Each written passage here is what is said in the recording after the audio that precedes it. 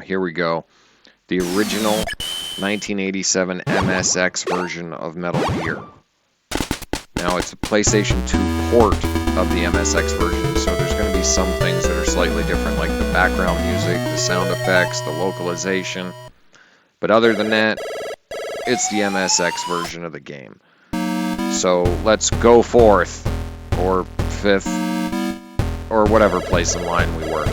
Now you'll notice this game starts off completely different than the NES version. As a matter of fact, nothing that you see in the NES version, you'll see in this game. Now the first thing you really want to do is stockpile these rations, so we're going to go in and out of the back of this truck 5 times so that we can get 6 rations.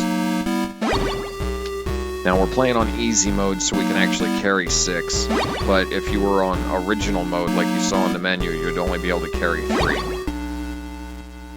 Also, when you're moving around in this game, the one real pet peeve that I have is that you have to be incredibly precise and intentional with your directional inputs. You can't like roll your thumb from left to down. If you do, there's a good chance that the game will still think you're pressing left even though you've rolled the whole way to down. Now, I've had that a couple of times in previous runs, but just take your finger off the button and press the next button. It's your best bet. Now, for a game that was made in 1987 on the MSX, which is pretty much just a Japanese version of a Commodore 64, this game is crazy advanced. I mean, it really feels like a 2D version of Metal Gear Solid. Well, I mean, that's what it feels like if you played Metal Gear Solid before you played this version. And if you live in America, odds are you never got to play this version unless you are playing it the way I'm playing it.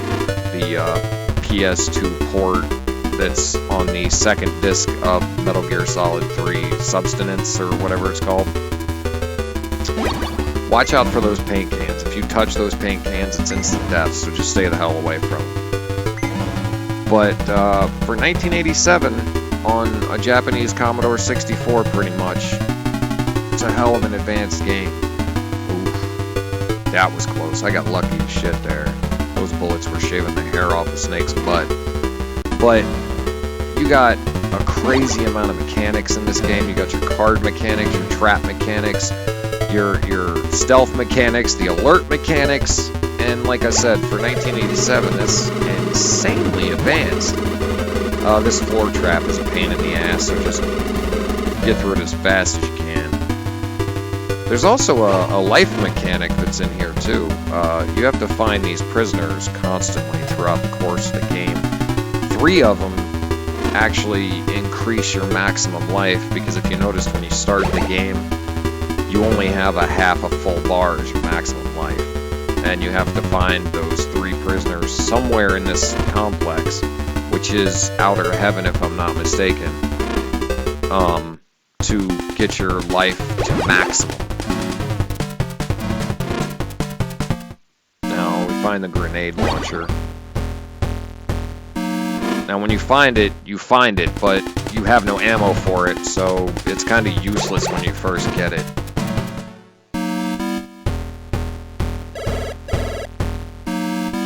And oh yeah, and then you got the transceiver, like you have in Metal Gear Solid, or vice versa, as far as storyline. I don't know, I can't remember how the storyline goes because it's so convoluted, and there are just so many damn Metal Gear games.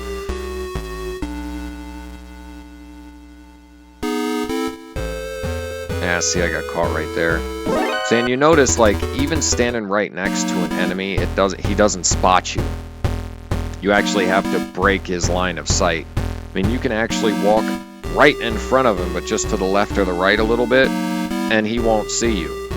See? Like, I had to touch that fool in order to get him to notice I was standing right in front of him. But here's the first guy that'll increase your life total and fill your life up at the same time. And notice, you never really use them in this game, but notice the one thing that Snake has in his inventory to start is a pack of smokes. That's definitely a game from the 80s right there.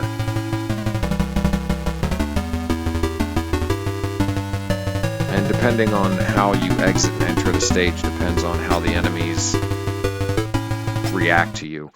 And again, we get caught.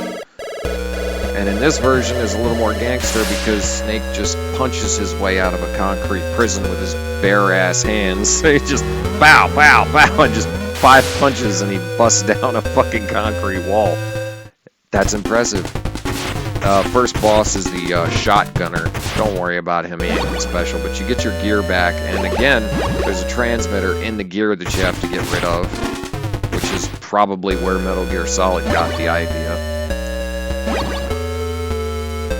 And then, like the beginning with the rations, we're going to stockpile our ammo here so that we get 30 grenade rounds, because we're only going to need 28, but I think you get 6 rounds per box, so 30 is as close as you can get. But once you have 30, just get out of there. Don't worry about killing the shotgunner, he's a bitch anyway. Roll out and get to the next area. Now, with these plastic explosives, I noticed, damn it, I got caught again. I noticed a glitch. If you put the plastic explosive down and you run toward the wall that you're trying to blow up, it won't blow a hole in the wall. So when you place the plastic explosive, make sure you're running away from the wall that you want to blow up, and that'll make sure that the glitch doesn't happen and that the wall blows up. Because you only get a very finite number of those plastic bombs, and if you use them all up before you open all the walls you need to, you're kind of screwed. Our bomb suit, which you really only use once, as far as I know anyway, unless there's like a hidden thing that I don't know about. But basically use the bomb suit once you get to the roof so the wind doesn't screw you over, basically.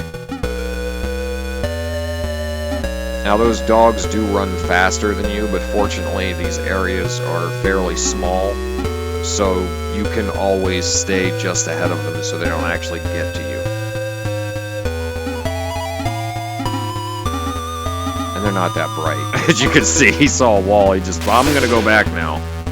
Let me grab this enemy uniform. Also, you can actually walk through the dogs as long as they're still laying down. Even with that white thing on their head, as long as they're not moving, you can just walk right through them. Like I said, I'm serious. This is actually like my first real time playing the MSX version of this game, and I'm actually seriously impressed with how advanced the mechanics are. I mean, I can't think of another game in 1987 on what is basically a Commodore 64 that was this fucking advanced. I'm seriously impressed with this game, especially given all I knew was the NES version, which is just a horrible, horrible, hacked, mutilated version. Here's the machine gunner. Just get right behind him and go straight for the door. He can only fire in that direction, so it's really not much. Grab the parachute, bail back out. Make sure you hug that top wall, though. There you go, yeah. And again, poor bastard couldn't see me. Walked right past him.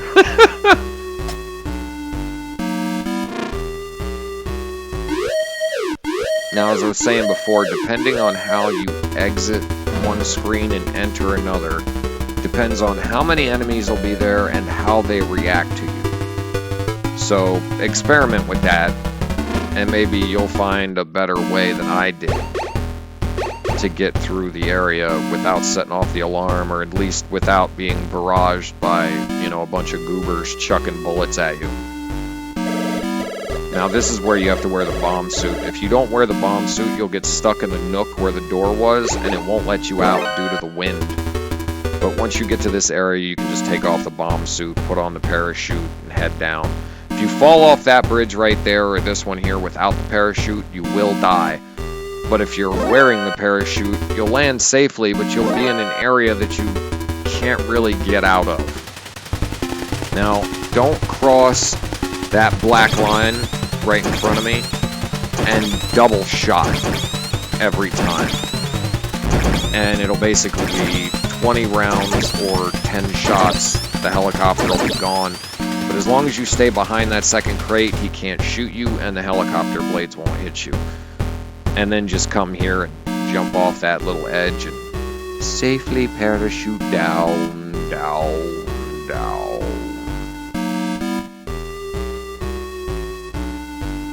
Now, if you cut sharp enough, you won't get blown up right there. There's actually a bomb right outside the truck.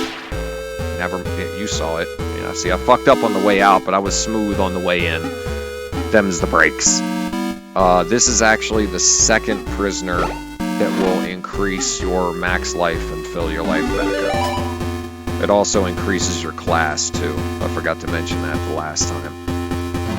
That is important because it increases the maximum amount of ammo and rations that you can hold. In those trucks in the last room, there's a handgun and a set of binoculars, I think. You don't really need them. Oh, shit. I put on the wrong piece of equipment. I put on the bomb suit. I was supposed to put on the enemy uniform, but I gotta fight this tank. If you walk that just right and have that machine gun shoot you just before you get to the tank, you can walk through him and not have to fight him. Put on the enemy uniform and they just invite you in. Even though I put that uniform on in front of them, they didn't notice. So they're not the most intelligent motherfuckers in the world. And here's a mini boss fight with the bulldozer. We use 8 of the last 10 grenades that we have to clear him out and just pass on through. When you walk through this door, immediately cut to the right, because if you don't, it'll set off an invisible alarm and alert. Now there's a way to get through here without setting off the alert too, but I'm never very good at it.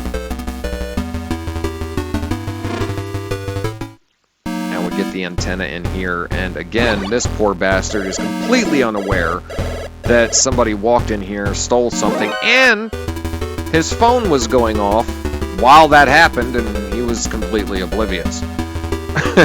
This is amazing. But go to the top wall so you don't set off the alarm again. Or you can fuck up like I did and set off the alarm. Anyway, now we're going to head to the roof. Now, fortunately, we don't have to put on the bomb suit for this roof.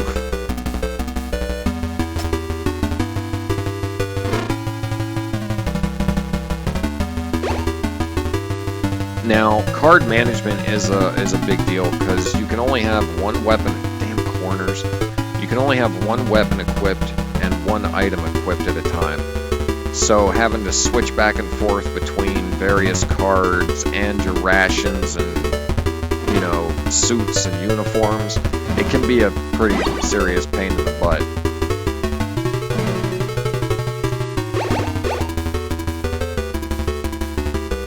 Now, fortunately, these flying guys actually don't hit you just by flying over you. They actually have to shoot you.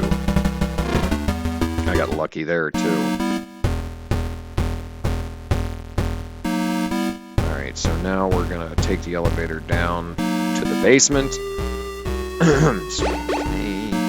We're going to use our last plastic explosive.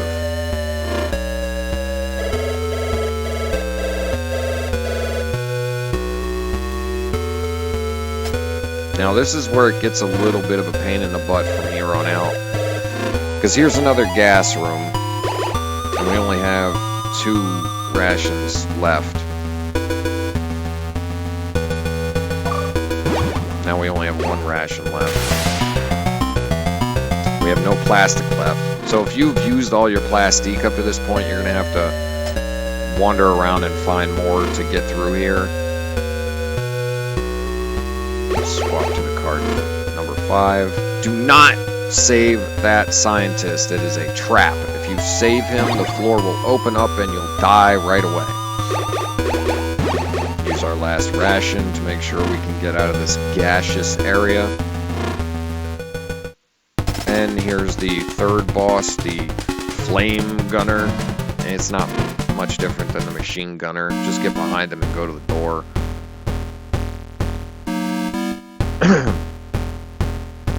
Third floor. See, now this is where things get a wee bit interesting. Those are not guys, they're actually like androids or something. They don't register as humans. And again, none of those guys saw me at all. I didn't cut it sharp enough on the way out, so they spotted me that time.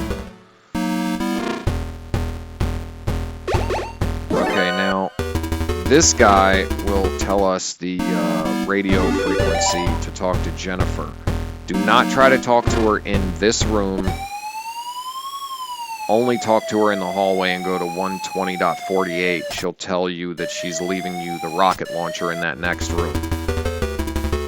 Make sure that you talk to her in this hallway, though, because if you try to talk to her in either one of those two rooms, she either won't talk to you or won't leave the grenade launcher.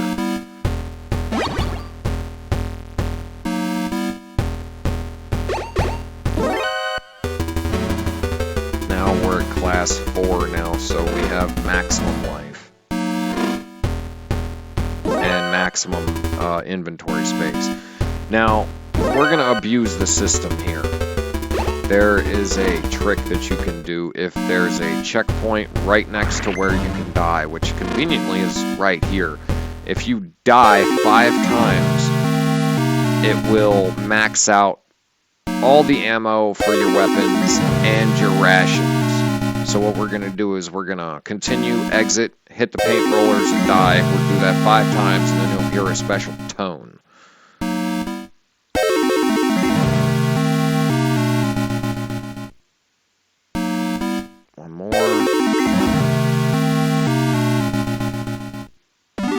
Right there. See, now I have 60 rocket rounds, which I obviously didn't have before, and that's one, sorry, he must have been taking Ambien or something, because I was standing right in front of him when he fell asleep. But at least, unlike the NES version, he didn't feel asleep.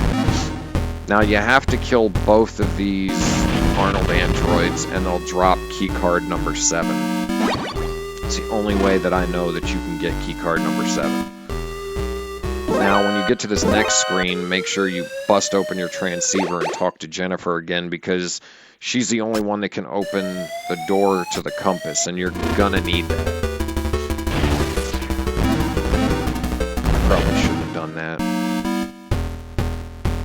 Basically, it just screws up my rank at the end. That's, what, 4? Yeah, that's 4 guys I've killed so far.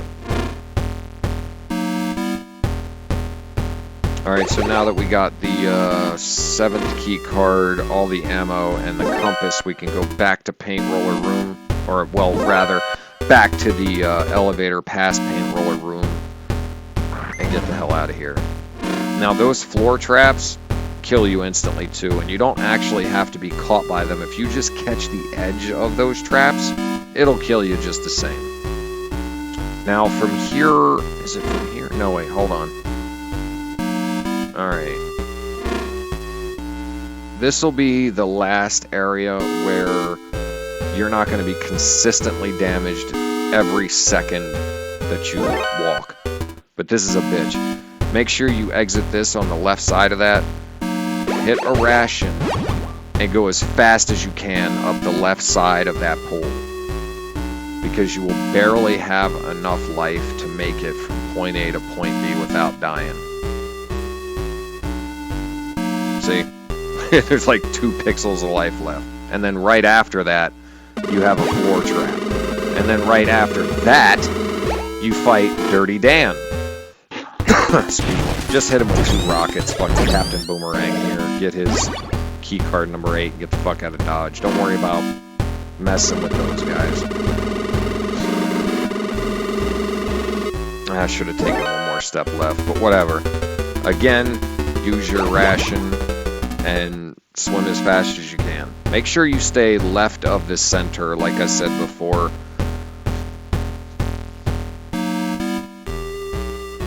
And then when you get to this area, immediately use another ration because it's a trick. Alright, now, from here on out, you will constantly take damage every step of the way. Make sure you equip the compass, though, because if you don't, it's like the Lost Woods in Legend of Zelda, where it'll just keep repeating the same screen over and over, and you won't actually progress. When you get to the screen where there are no scorpions, you can unequip the compass and equip this 7th key, and don't go in any of those trucks. They'll drive you to other places. Ah, shit. There's the 5th guy I killed. Damn it. Now, like I said, from here on out, you're going to be taking damage every step of the way. So, on top of any floor traps, or gas, or laser cameras, you're also just taking damage. So, it's a good thing that we have 20 rations from here on out, because there are places where your life is just going to drain like, I don't know. Fucking, I don't know. It's gonna drain like crazy. Couldn't think anything.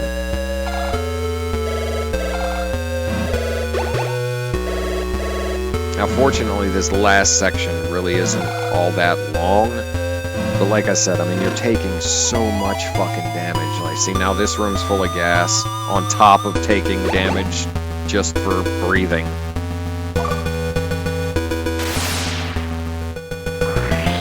Watch that.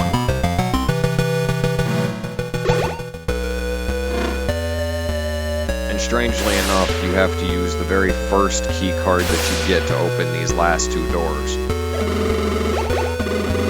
Alright, this is the last hallway before we fight Metal Gear Rex. Now there's a pattern here. It's right, left,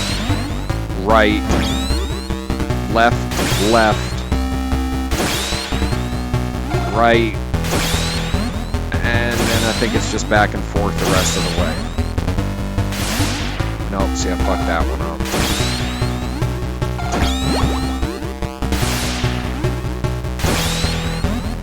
Yeah, see. Alright, he's flashing red now. This should be the last one. Ah, see, I fucked it up. Alright, there. Switch into the rocket, and then we go to the next room, and that's Big Boss. Big Boss, unfortunately, is pretty fucking easy. Damn corner. Just go to that crate right there, stand in the middle of it, and shoot 4 rockets at his ass in quick succession, and he's done. Get through that door, and go to the last ladder. And there'll be 3 separate screens of ladders, and that's it. Damn, I was hoping for sub 20. I haven't looked at the timer this whole time, but I was hoping for sub 22, and instead I got sub 23:30. That's not bad. That's not bad at all. You know, seeing as it's like my first real time going through this game. This version, the correct version of the game, I mean.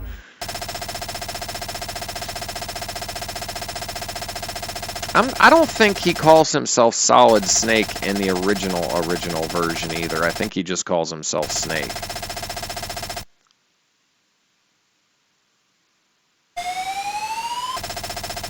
But either way, like I said, for a game made in 1987 on a Japanese equivalent of a Commodore 64, this is an insanely badass game. Insanely badass game. Even if you're not speedrunning it, play this game. It's insanely advanced for the time period it came out in. It's fun as hell. The only pet peeve I have is how precise you have to be with the directional inputs. But I'd probably be less critical of that if I wasn't speedrunning it. You know, because I wouldn't be trying to make the most optimal route, which there were places I screwed up in, but there were also places I know that I actually got around certain things, certain bombs, certain alerts. But either way,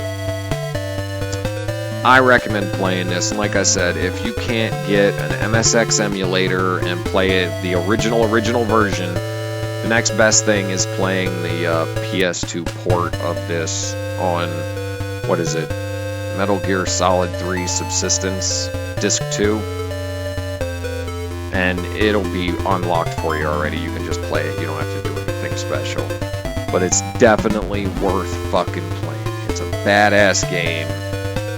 And the NES version does not fucking compare in any kind of way, okay? The NES version of this game is like a broken glass suppository. Just stay the fuck away from it. But either way, I hope you guys have enjoyed this speed run. Oh wait, can you hear me, Solid Snake? I am not dead. Someday I'll get you. Someday I'll get you, my pretty. And your little snake, too. Well, I hope you guys enjoyed it. Play it yourselves. You'll enjoy it. Peace.